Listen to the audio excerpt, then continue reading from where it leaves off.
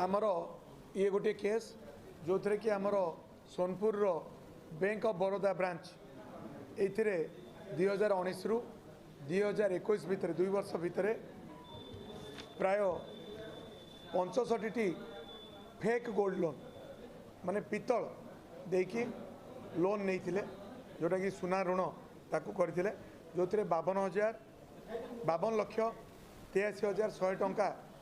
ठक माने बैंक रु लुटी नहीं चंती एवं एथिरे 10 जन लोनी एवं जने गोल्ड स्मिथ 11 जन अच्छे एथिरे एक्यूज एथिरु आमे 7 जन को गिरफ्त करिछु गोल्ड स्मिथ मध्य ता भीतर अच्छी एवं आमे एथिरे ईश्वर चंद्र सराफ तांको पुओ सुरेंद्र सराफ एमाने सिलाटी गाँव अंजन शाह एवं